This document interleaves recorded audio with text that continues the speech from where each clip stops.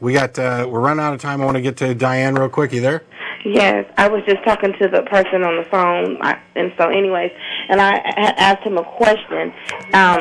Atheists, you don't believe in God or in gods, but y'all believe in gravity and all that kind of stuff. How do you explain believing in something you don't see? Because gravity, we can't see. I didn't see that. I didn't see gravity. You can see the effects of it. You can quantify it, and you base predictions based on the theory of gravity. All I saw was. Are you saying that you don't believe in gravity? I'm saying I believe in all things, and I believe in God. So I can't see God, but I know God is real. Okay, I'm gonna have to let you go because we only got a few seconds left. I'll try and get back to that maybe next week. We're running out of time. The final caller asked, and I don't remember the exact wording, but called and asked, how can you possibly not believe in God and believe in something else like gravity that you can't accept? And to answer that, that you can't see. Or that you can't see. Sorry, right. Thank you. And to answer that, I just took my pen and dropped it because to me that's enough of an explanation. There's something obvious there. We didn't touch on it too much. I want to go over it briefly real quick just so she can get an answer to her question.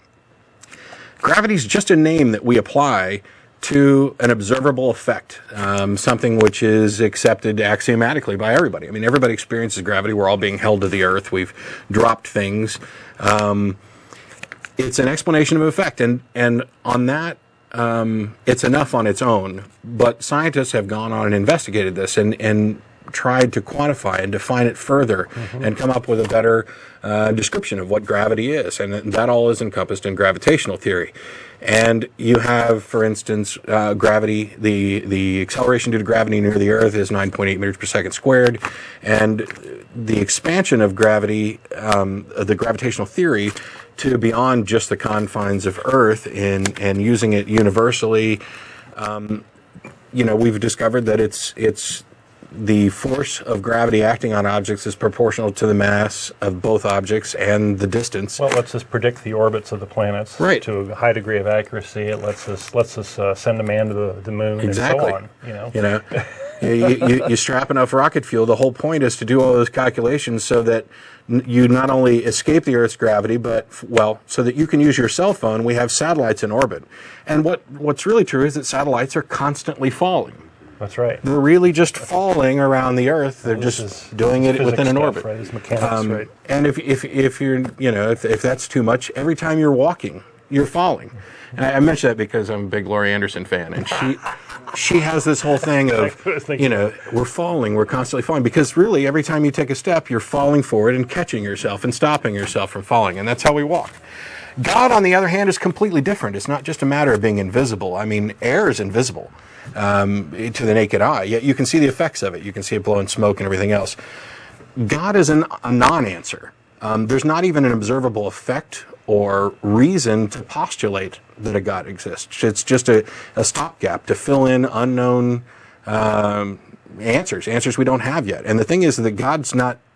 They try to use, the people who advocate a God hypothesis, try and use it as an answer when it's really a non-answer. It's in many ways just a tautology, but it doesn't explain anything.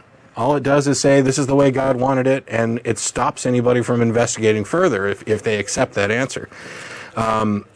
So if you wanted to put God on the same kind of playing field with gravity, you'd first need to define some kind of observation or reason or effect or anything that you wanted to explain. Then you would have to define God, and God's pretty much non-defined. Everybody has a different idea about God and what God is. And you'd have to define it in such a way that it's actually an answer to the thing that you're wanting to explain. And then you would have to actually demonstrate that the answer, God, is correct, that it's a real explanation for what you're trying to explain.